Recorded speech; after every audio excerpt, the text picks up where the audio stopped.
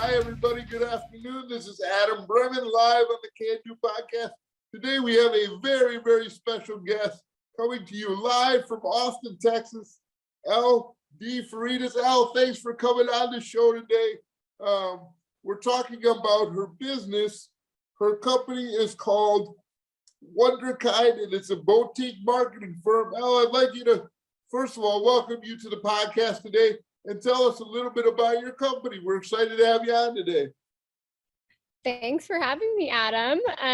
So Wonderkind is basically a photo design and marketing studio in Austin. I've got 25 employees now, and we've been in business for about almost 2 years, and we primarily work with food and beverage brands, specifically wellness ones, and we're doing all sorts of different things for them, but mainly social media, photography, content, and design.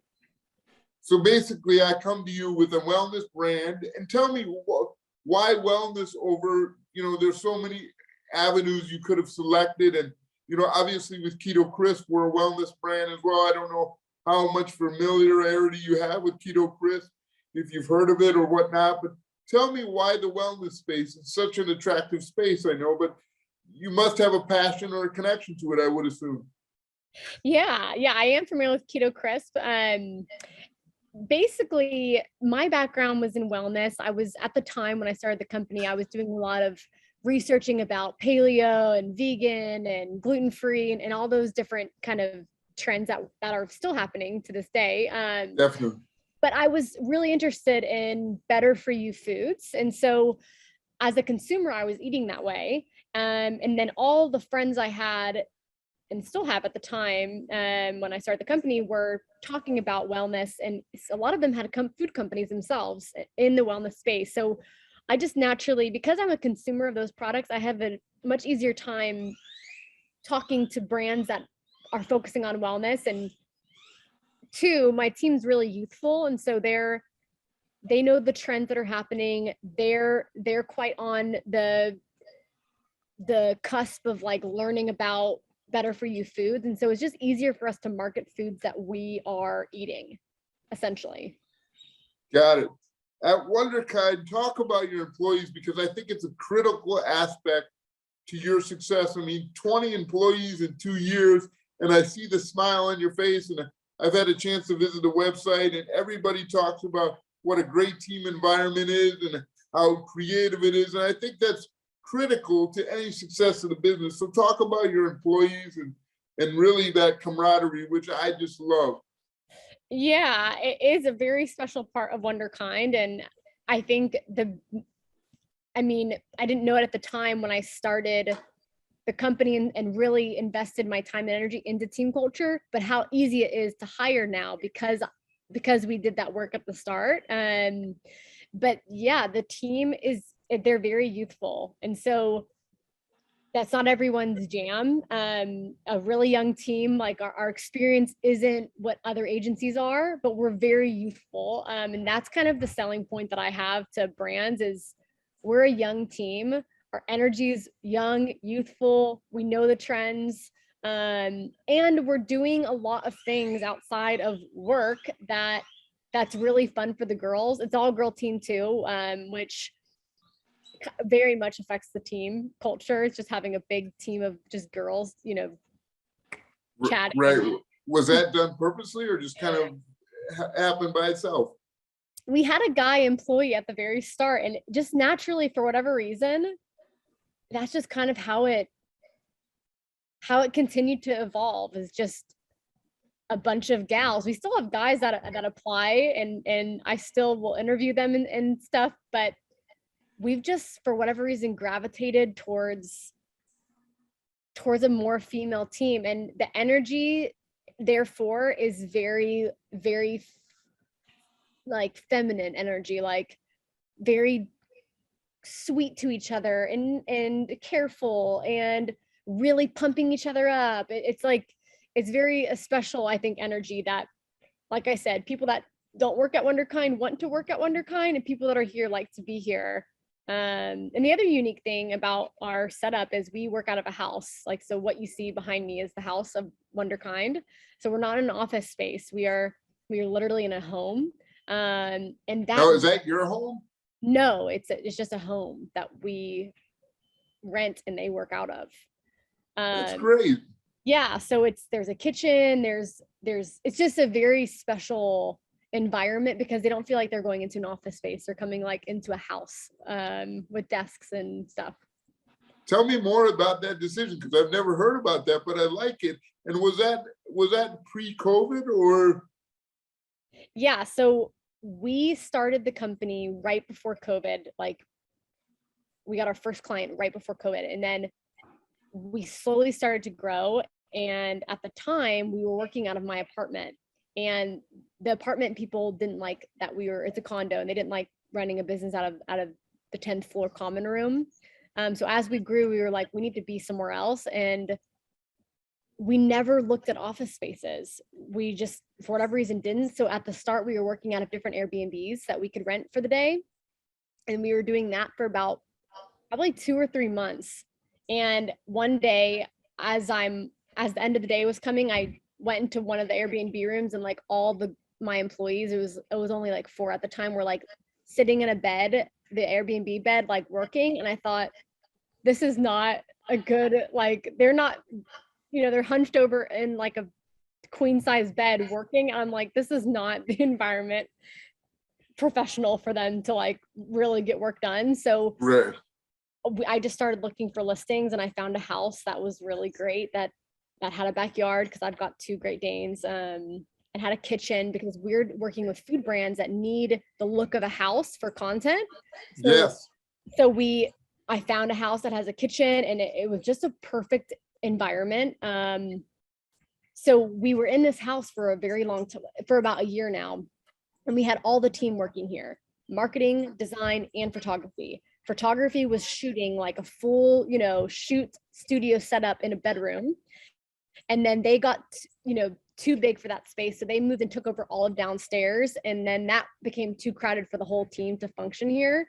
And so then I got them, the photo team, which is a team of 9 now, their own studio, a photo studio, proper, warehouse where they can have 4 different studio sets in tons of space. And so now I've got that office for them, that studio space. And then we have this house, which is for marketing and design. That's great. Talk about the different components, and it's great to be able to shift and really be client focused that you are, especially in today's world. You've got to pivot so quickly, and it sounds like you've been able to navigate that pretty well. Talk to me about just the seamless relationship between all those components and how you make it work. Yeah.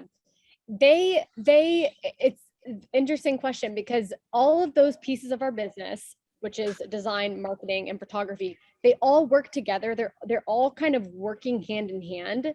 And usually when a brand's coming to us, it's because they really need all of these things in different ways. So from a business standpoint, it has made a lot of sense to include those 3 parts of business. From a culture and employee side, while they seem like very similar creative roles, and they are, the people that actually work in those are very different. Our photography team is very, very different than our marketing team. Our marketing team is loud, young, Gen Z, crazy, and are just really silly girls. Whereas the photo team is a little bit more, they're on their feet all day, they're working hard, they work a little bit higher stress, but they're also very creative.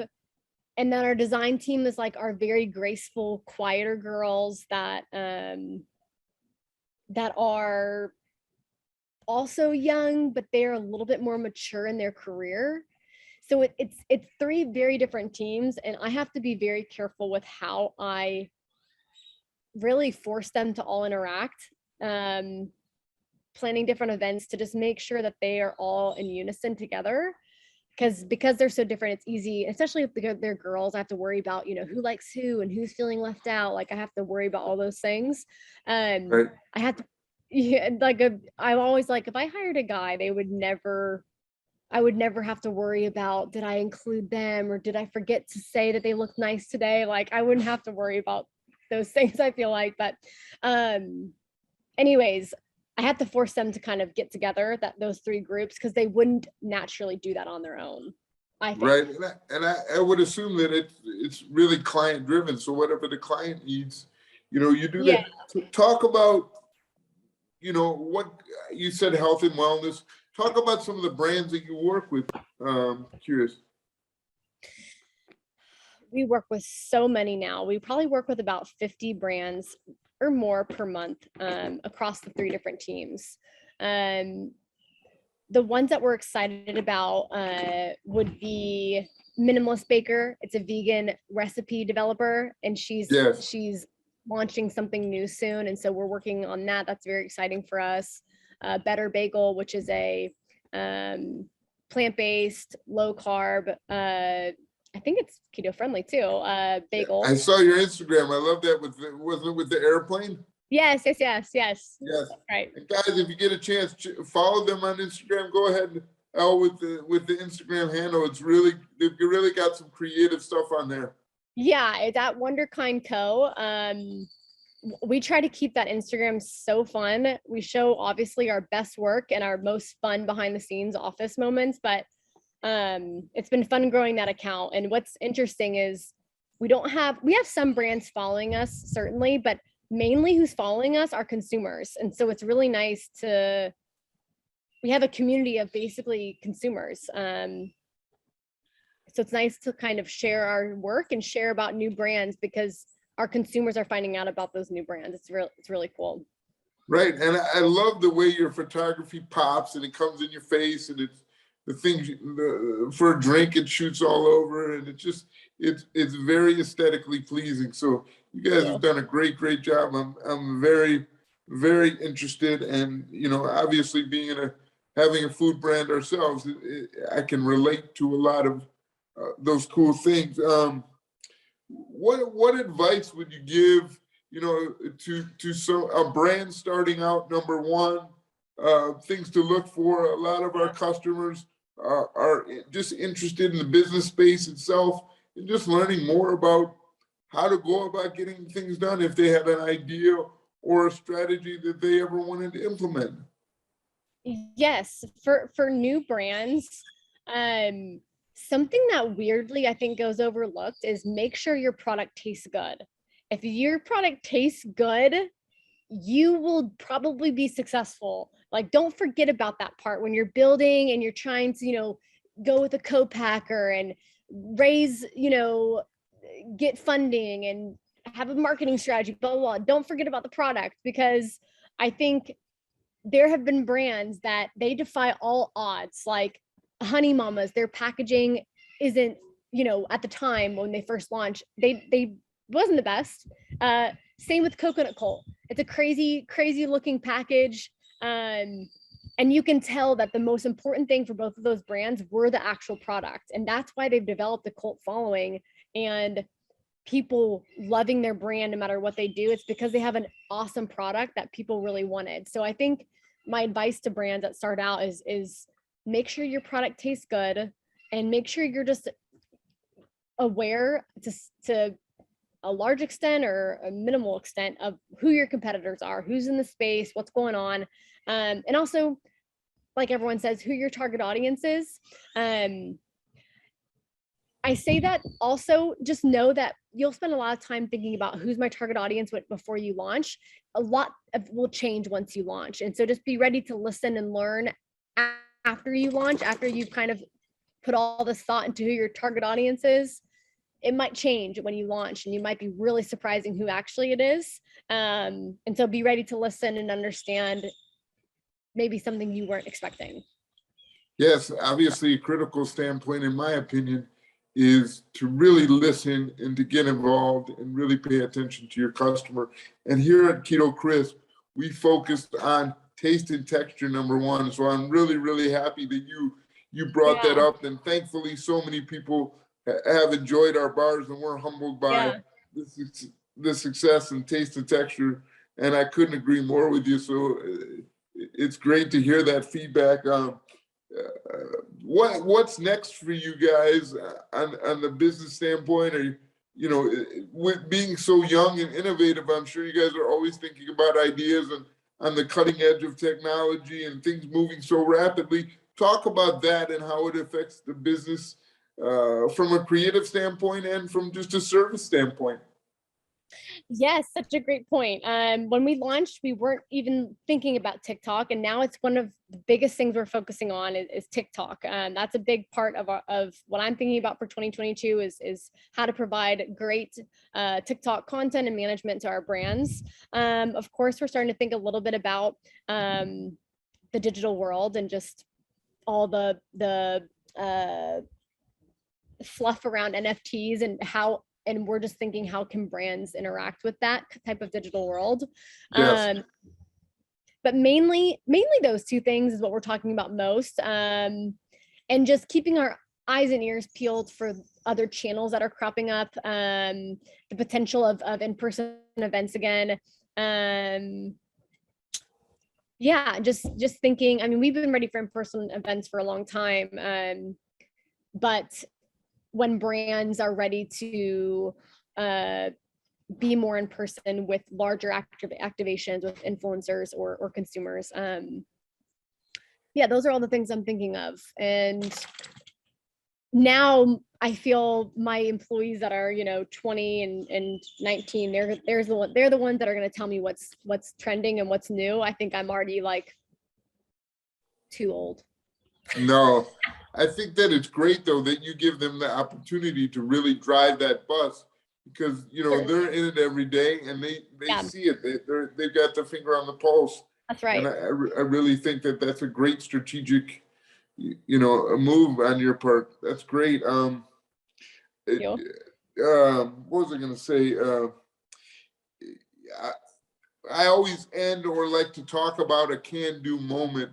Life is always about what we can do, not what we can't, and so that's what we focus on here at Keto Crisp, being, the can-do company, the makers of Keto Crisp. So, Elle, what is your can-do moment where you were like, wow, I couldn't believe that I did this, but it happened and it worked out?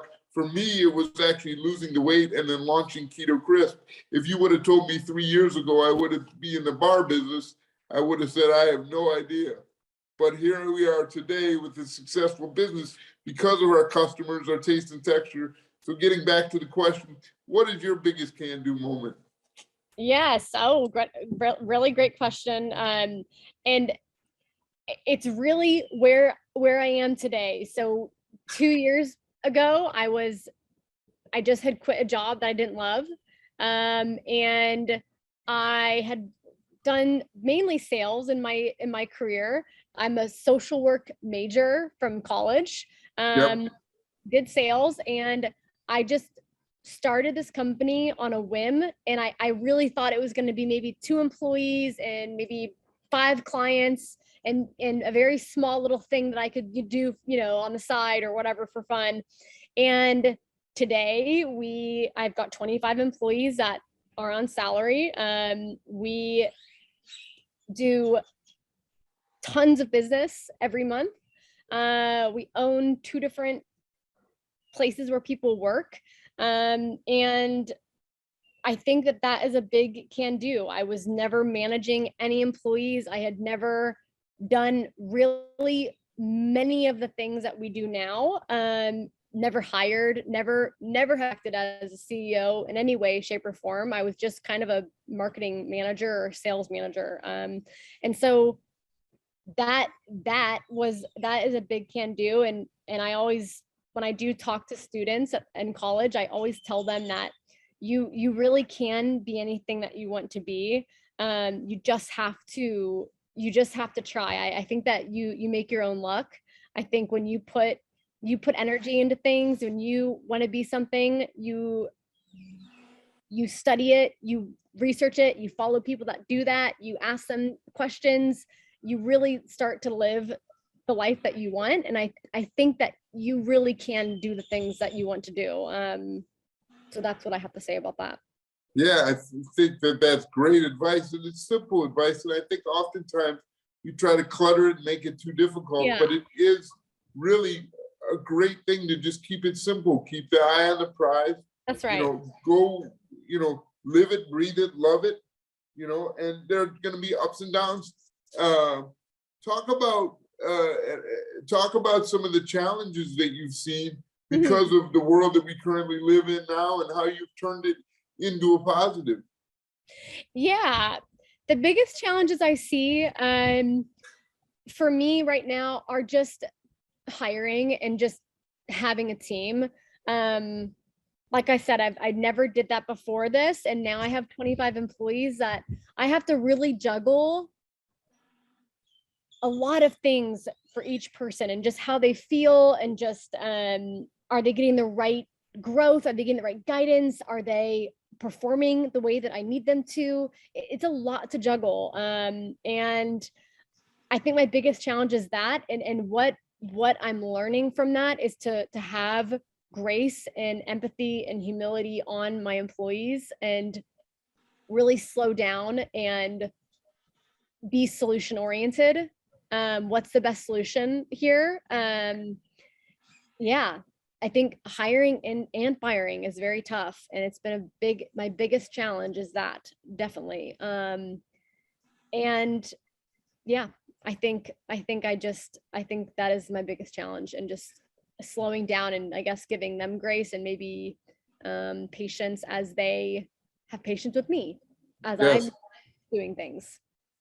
Well, I think as the conversation evolves here, I'm just so impressed how connected you want to be with your employees, and I think that is so critical.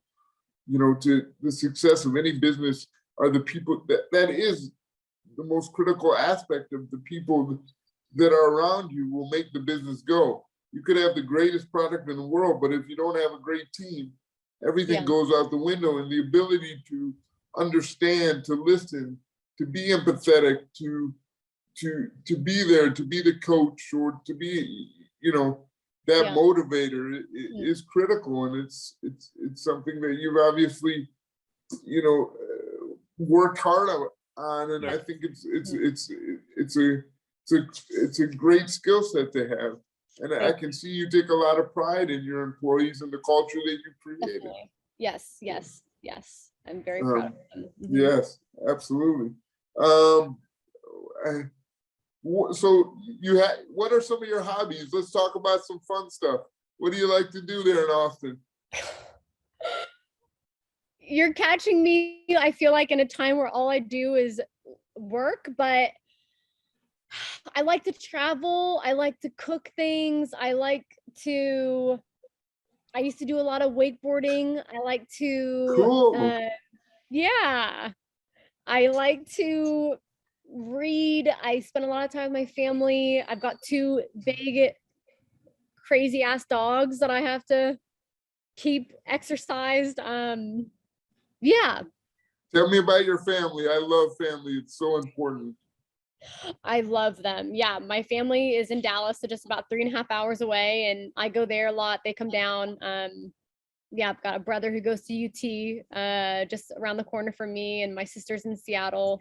Um, I'm the oldest, but I I I mainly want. I think I mainly like my family to be proud of me, and just I was kind of a little shit growing up, and so I hope I make them proud now, and they see me having something special going on, and that's that is one of my biggest drivers. Probably is my family, which I always say that they're the best thing about me is them. That's very sweet. And I can promise you that they're extremely proud. Um, and, I love what you're doing and the services that you offer for all these brands.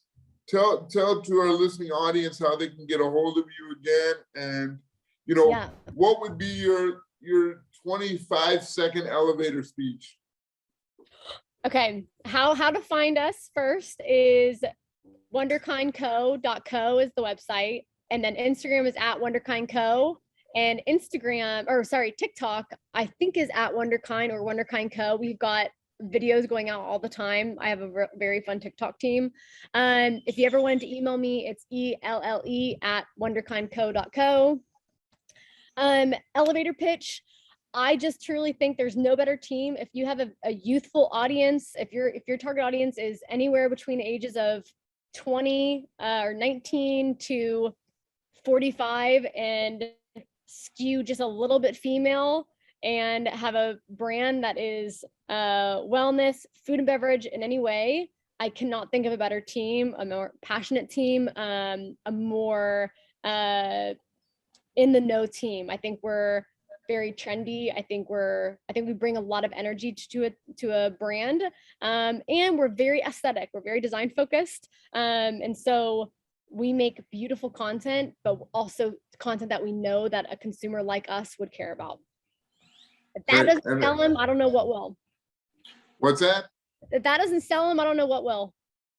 It's you. It's the team. It's the fun. Yeah. So, great. Well, I got to tell you, thank you so much for spending a few minutes with us today.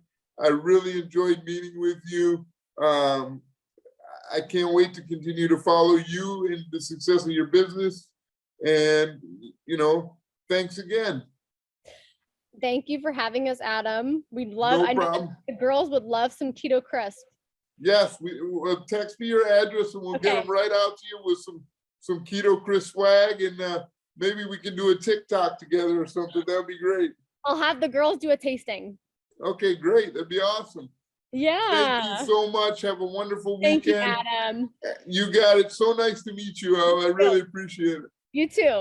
All right. Thank you. You got it. Bye-bye. Bye, everybody. Thank you. Bye-bye.